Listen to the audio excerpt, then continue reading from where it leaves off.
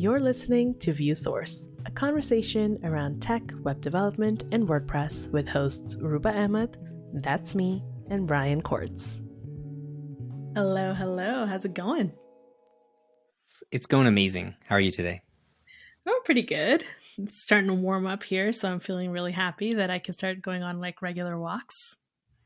Yeah, it's warming up here, and I have a feeling that my version of warming up and your version of warming up are completely different. They totally are because I still have snow and you don't have any snow, but No. it's still good though. All right. So I've got today's question. Today's question to you is, what was your very first video chatting application? Man, that's a hard one. I'm gonna probably say either Skype, I feel like, Mm-hmm. or the Google chat, like Google Hangouts. I feel like Google Okay. Hangouts would have been the first thing that I used for video, like video chatting. Yeah. Does that Okay. sound right? I don't know. What was yours? Mine was definitely Skype. In university, we were so excited when Skype was like a thing that we could download and use. My friend would sit in the common room in our residence, and I would go into my room and we would video chat from there because we could. See, when I think of college, like I could be totally wrong on this, but I feel like even Wi-Fi was like not a widespread thing. Like we were definitely like hardlining, like if you had like I think like a T1 whatever cable, you Yeah, were yeah, you were yeah. really set. Like we were not out of like the AIM era of like online Mm, communication. okay. I also wonder there's got to be like I know on messaging apps in general, there's such a culture difference. Yeah. Like Skype was never really that popular in like my life, but like I wonder if like in Canada you have like just different apps that were used more regularly. I don't know if it was a Canada thing. It was more like WhatsApp wasn't like a thing yet, really. Like I didn't even have a smartphone at this time. Or maybe I did, but it was just like beginning. And a lot of people in my residence were using it as a way to connect with their overseas friends or families. Mm, And so Skype, that's how I got introduced to Skype. And then we later used it for calls because there was this awesome call recorder for Skype that was like the first like plug-in extension for that I had ever used for Skype, and it made it really easy to record calls and do interviews. Yeah. yeah, I think we must have had a different college experience because my college was like a commuter college. It was like a Cal State like state school. Like Mhm. most of the people commuted, most of the people were, you know, Yeah. relatively local. Uh, Yeah. so there was not a lot of video, and I don't think video calling was even like a technology at that point in time. That's fair. That's fair. And I mean, even though video calling had become a technology like when I was in university, like it still wasn't like a widespread thing, and it was like really fancy and most people thought it was dumb and like unnecessary, Oh you yeah, know? Um but I still think that, I but live yeah, you still think that? yeah. It? I mean, I'm used to it now, but sometimes I think like, do you need to see this? Like, does this need to be in everybody's view right now? I just think that we communicate better when we're able to see each other's like body language or at least facial Hmm. expressions, right? Which, I think is a really important piece of communication in general. And so the fact that we both work remotely Hmm. means that I think, video is a big advantage. There are cons, of course, but that leads me Yeah. to ask you, how long have you been working remotely? Hmm. I was thinking that the first remote job I ever had was before I was in web development. I was a teacher and I taught at like a public school, like high school and community college for like a while. And then one year I worked at a like remote school where kids that would do like kids going through high school and they would just like do it from home and do it through a computer. And it was all run through like this private company, but like on tax money. It was like 100% a scam. Like it was like 100% like I don't even remember grading papers or like I don't remember doing anything. Like it was very much a scam, but it was like a remote job, so I took it and online taught for maybe a semester a year. And there was Mhm. like some proprietary like software that we all used and stuff like that. And this was I don't know, 10 years ago or something like that. So I think online and remote school has definitely come to a better place maybe than it was then. But I remember that being like a sort of like remote job way before web development was my career. And it felt like a new kind of thing. And I honestly, that was like one of the big key moments of my life was like, oh, I don't have to go to an office. So it was like my Yeah. first remote job. What was So yours? you've been remote for like 10 years? There was like a 2 or 3 year stint where I was in an office in San Diego for a while, and I would commute. But even after a few years, that started getting more and more remote. Right. So there was like one period of my life where I worked in an office building for a little while, and it was more of an anomaly than anything else. Yeah. um I have been remote my entire adult life. So I have worked in an office, but that was a summer job during university.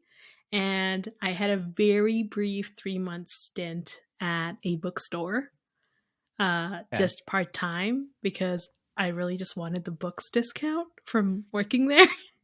Yeah. And aside from that, one, for most of my life, I have worked for myself. And I was always remote because of that. Because if I'm working for myself and I'm like freelancing, I didn't really need to have an office or go anywhere. Even though I started with a partner and we lived in close proximity to each other at first, but then I moved to a different city. So we were like totally remote. Like I didn't even know the word remote at the time. We just said we work from home and people never Yeah. understood what we were talking about or what that even meant. They all thought we were just goofing off. I honestly can relate to your idea of working somewhere just for the discount because I worked for like maybe a year as a waiter at Disneyland just so I could get into Disneyland for free. I honestly like would just never take a shift. Like I would take a shift like once a month just so I could keep the free pass going, go Yeah. in and work like one Saturday, waiting tables at like somebody's like high school reunion at the Disneyland hotel and then get free admission for the rest of the month. Yeah, yeah. I think I like had a few books that I wanted to buy, and I was like, oh, I don't have much I'm doing right now. I could get it for way cheaper if I worked there. So I worked there. I bought a crap ton of books, and then I quit. Nice. That's the way to go. I Yeah, it was also love that awesome. this has nothing to do with our topic, but Well, it has a little. Well, okay, not the books part, but we both love to read. mhm, But yeah, like today's topic is, working remotely and what makes it good and what makes it bad. So what are mhm. your overall thoughts around remote work? Me? Do you like it? Oh yeah. Oh yeah. You know, the only thing I miss about driving to an office was how much I could listen to podcasts sitting in a Yeah. car, and that would be very exciting 1 or 2 days a week. And then the rest of the week, it was like, yeah, that's enough like Mark Maron. I really just don't want to be sitting in my car anymore. That charm wore off pretty quickly, but like there was something nice about like being alone in a car for a while, you know? But Yeah. other than that, no way. I mean, I work from home. I have, 5 kids. They're home all the time.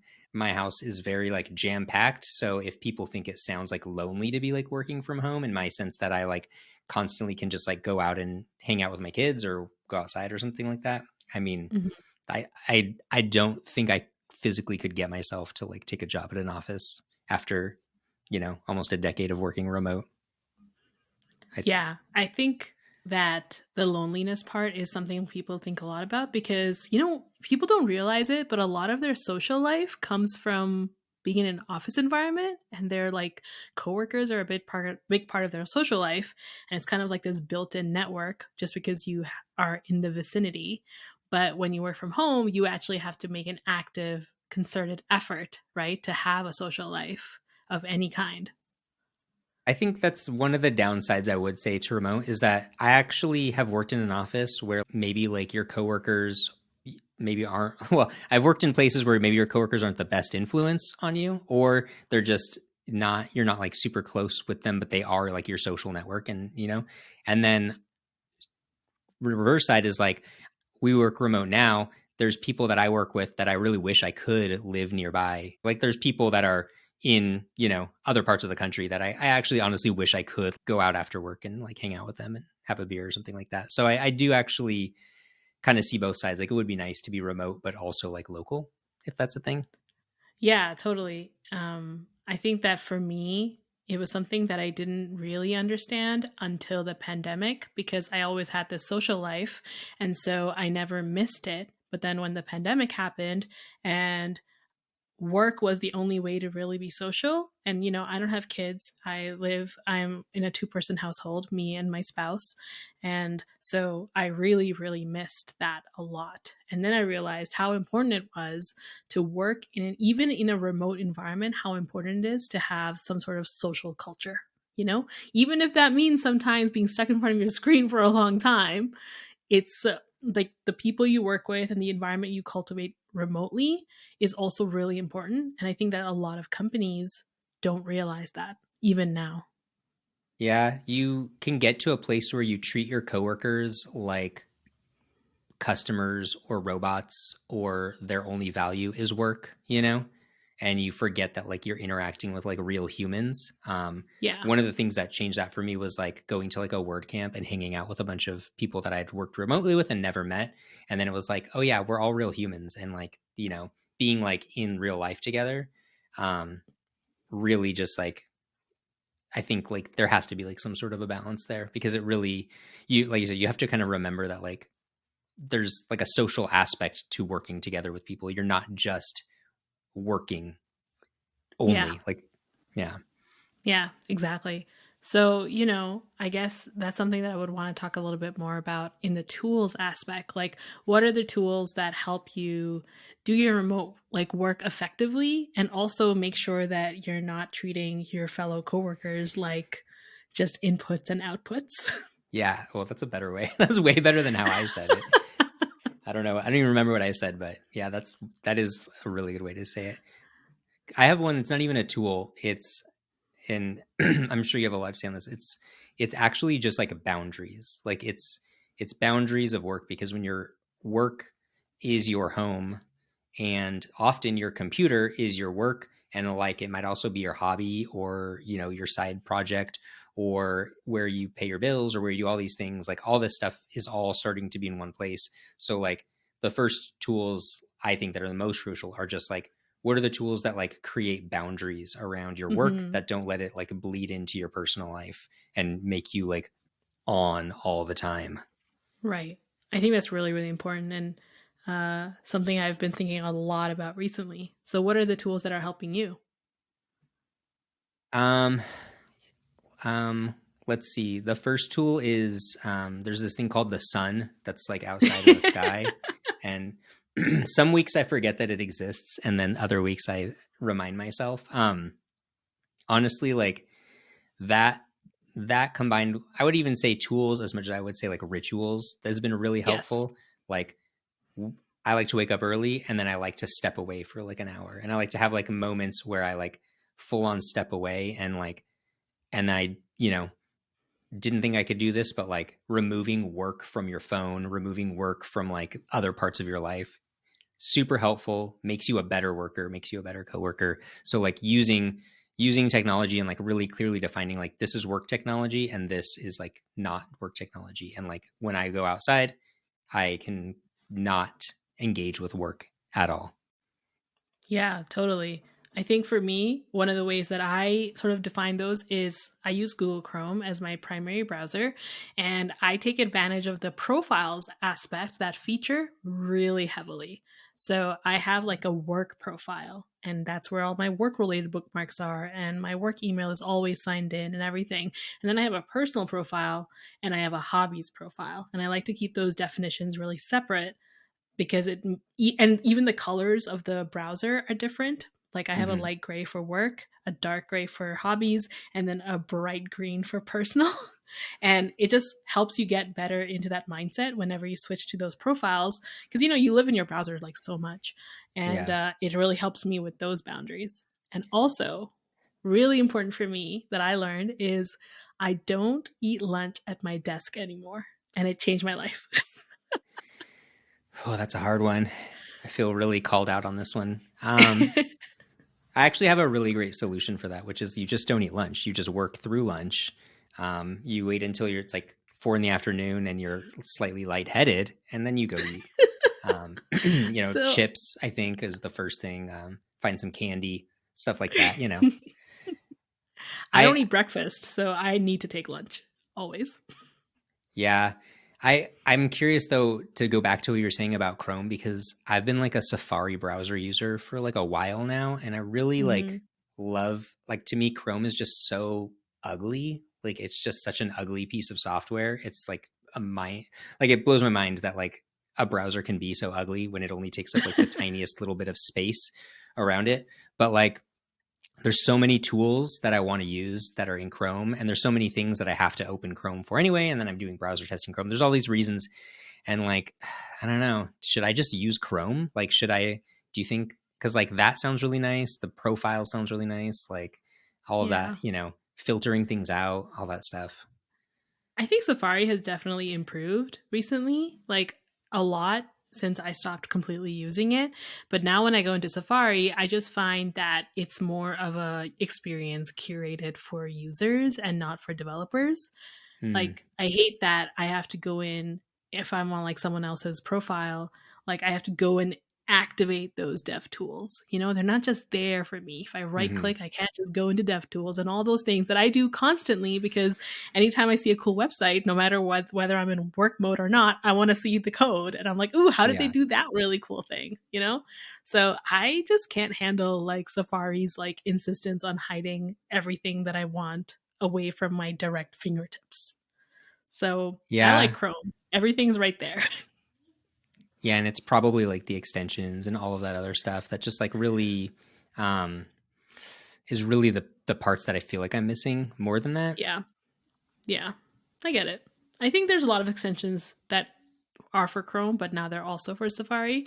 And people do try to keep parity for some of the more popular extensions. But you're right, like the ecosystem around Chrome is so much more robust. Yeah. And I think it's been encouraged to be so robust, right? Safari is super performant. Like I stopped using Chrome because I was on an old laptop and like the fan would be like blowing in my face because of how much Chrome was using. But like now that's not as much of an issue. And yet on Safari, once you do start putting extensions, because they don't open up as much like control, I find that those extensions on Safari like actually slow the Safari experience down. And so Mhm. like that's where like Safari like is so nice and minimal and everything. But you're right, like Chrome is like the place to go. This is like a really Yeah. good side conversation.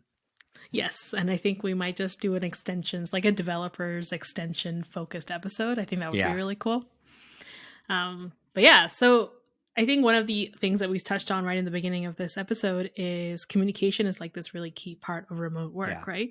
In a way that is maybe not so emphasized when you're working in person.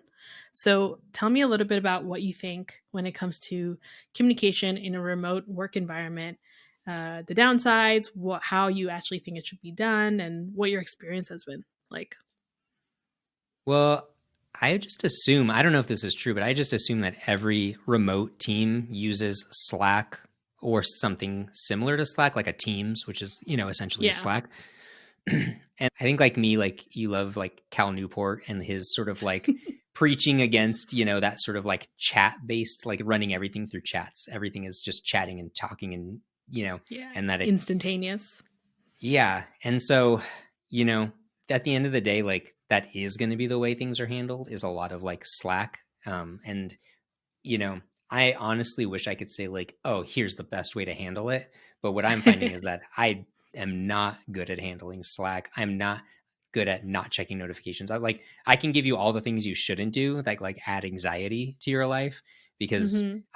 like I'm like really trying to focus on like how do you use a tool where literally anybody can steal your attention and say anything to you in a completely different context across multiple projects, multiple teams, all these different things happening at once, and like stay sane and focused. And you know, obviously, one piece of it is like you really have to learn to like allow notifications to pile up a little bit. Like you really have to be, oh, you have to be Yeah. okay not looking, and like that's the piece I'm working on That's really personally. difficult for me too. I had to turn the badges and Slack off because I cannot handle them. I can't Yeah, handle seeing that red button, like red little badge with the numbers accumulating because I get so much anxiety from it. And like I am at that point where I'm wondering if I want to turn off notifications like the little notifications on your computer that show up from Slack. I'm wondering if I should Mm. just turn those off so that I control my attention and where it wants to go and be like, oh, now I want to deal with all the craziness in Slack. And now I'm going to go there and deal with those notifications versus like letting it control my attention and letting it get diverted so easily, you know? Yeah, because I think one of the worst things you can do on a remote team is see a message that comes in, read the message that comes in, maybe even say, oh, I'll take care of this to that person. And then poof, it's gone up the infinite scroll of conversations and you never Yeah. come back to it again. And that my new method has been in Slack in particular. I hit like there's like a save, like where you kind of like Mm-hmm. save things. And I just like save a lot of things and then I do like a regular, you know, every other hour or so I'll go through my saved and be like, okay, now I have time to like respond to these things and stuff like that. It's kind of like a nice way. It's kind of like the best like mark as unread kind of like Right. workflow that I can come up with. But to me, I would rather not get a response from somebody than get a response that says like I'm getting you a like I'm dealing with this, but then like it doesn't actually happen because it just like goes. And Yeah. so I'm trying not to do that to people. I'm because since you've told me about that, I'm trying to do that too. But my default behavior is to use the remind me about this functionality in Slack. And I Mm-hmm. constantly will say, oh, okay, I read the message. And then I'll tell Slack, hey, remind me about this in like an hour. Remind me about this. And then it keeps bugging you and it like forces you to mark it as complete when you've actually like dealt with it. So that has Yeah. been kind of helpful for me to like deal with like having seen it, but not actually having an inbox. Like the fact that Slack doesn't have an inbox of some kind or some way to track like the things that you're paying attention to drives me up a wall But sometimes. that's what I think you should try, the saved items, because what you're doing is you have a notification and you're hitting the snooze button on your alarm clock. You're Yes. like, snooze, hit me again in 20 minutes. And we all know what happens. You just keep snoozing and you just keep Yeah. snoozing. So Yeah. like the saved items creates, there's one page you can go to and it's just a list of every message that you think is important. And you can just Hmm. start at the bottom and work your way up. It turns it into like a little email inbox of like, here's the messages I actually cared about when I read them, but like didn't have time Yeah. to answer them. Because I think the worst thing you can do is like leave people hanging.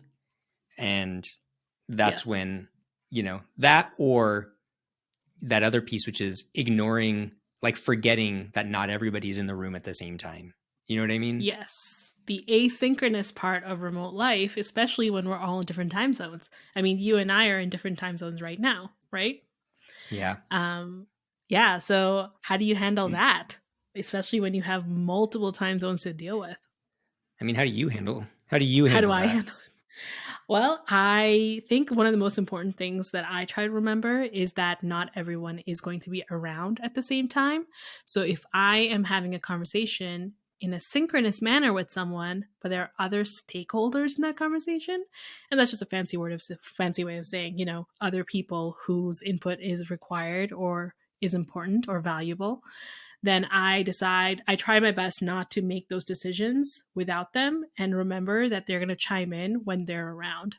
But, there needs to be a limit to that. So, like, I like to say, hey, let's give this conversation like 24 hours, or if it's like really urgent, maybe 4 hours or something like that to make sure everyone is able to chime in, say their piece, and then we make a decision and then we actually document it in that thread or in that channel in the most appropriate way so everyone knows what that decision has been made to be, right? Yeah. I mean, I think that makes sense. I think like what gets hard is really just understanding that like our culture keeps like moving faster and faster. And the Right. expectation is that decisions become faster and faster and conversations move faster. So like knowing like, is this a decision that has to be made in an hour or is this a decision that has to be made in a day? And like, you know, weighting things in a like a sense of priority so that when something comes in, you're kind of like, do I need to look at this right now? Because sometimes you do Mm-hmm. and sometimes you don't. And like understanding the context of all those things and like having roles of who really is responsible for quickly answering things and who really is, you know, gonna get like a day or two to answer and like doesn't need anything right now. And it's just like a hard balance. And it's like one of those things that a team just kind of has to explore and like come up with on their own because it's easy to say, you know, we all work async and you could go and watch your kids play a basketball game for 3 hours and come back or whatever.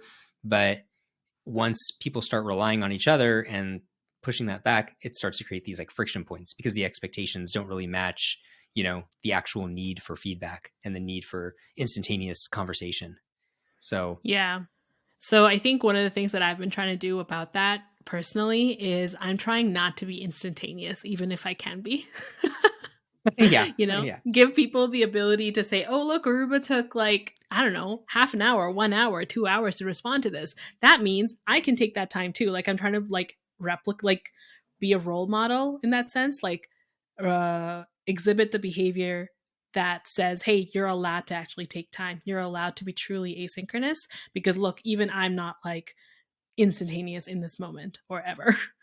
But it is very hard because I want to be able to not think about it and just like check it off and be like, done, yeah. I handled that.